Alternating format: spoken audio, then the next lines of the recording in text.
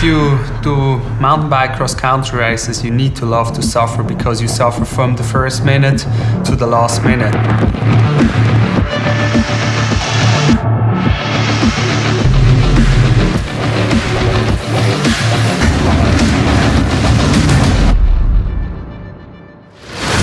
Endurance is a huge part of my training. All that counts is that I'm ready on race day. Yeah, it starts all with good planning. First you have to set your goals, plan your races you want to do. Then I normally train in 4-week blocks. I have a rest week, 3 weeks with different loads, middle week up to a really hard week, and then again another 4-week block starts.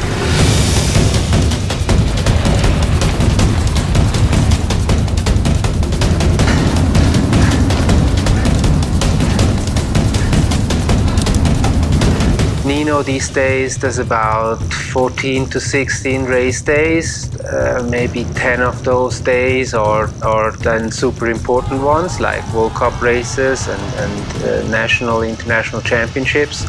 There are always gaps in between where he can actually focus on training and get on a specific schedule.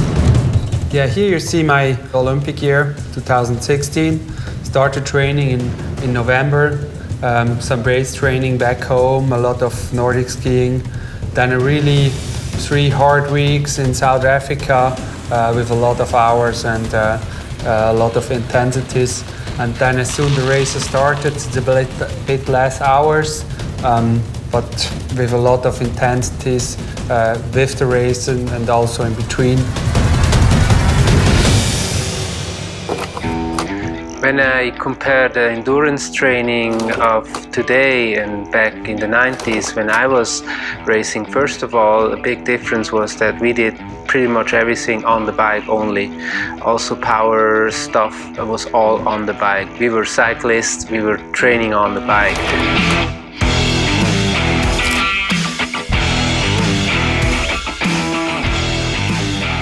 I normally train 6 days a week. I have 1 rest day. Then on the training days I train 2 sessions or sometimes also 3 sessions.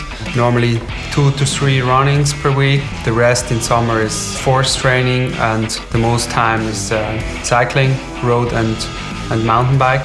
I also train a lot of different sports, so I challenge my body always again on a new level, and that works pretty well for me. Well, I usually trained as much as possible. There was a certain plan to it, but still a very flexible one. And this is also very different to the training of today, where everything is very specific and measured and everything has to be in its order.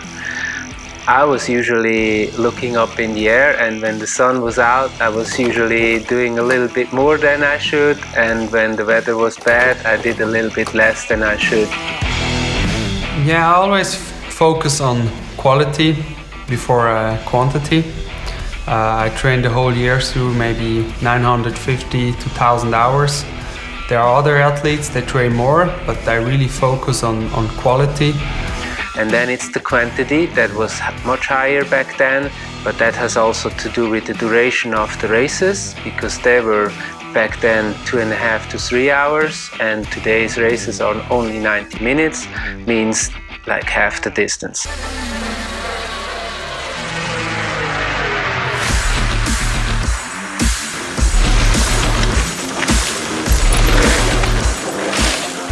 Over my whole training, about 75% of my training is endurance training, and 25% is really intensive training like intervals. Just before the races I do really intensive stuff, the anaerobic trainings, that's to get ready for the real intensive stuff in the races, and also to get me mentally ready, to get used to the suffering, and that's also quite important. But the goal of interval training is to stay as long as possible in exactly that target zone you are looking for. So if you do a VO2 max training, you want to be as long as possible in that zone. And if you train with a power meter, you can, right from the beginning, you can start in this zone.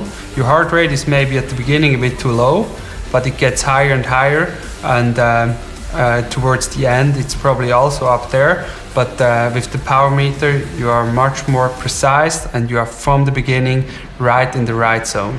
In a mountain bike race, you never have a climb that goes longer than 2-3 minutes. So you have always just those short peaks, a short recovery of 20 or 30 seconds, and then it's again a short climb where you need to deliver really high performance, high power.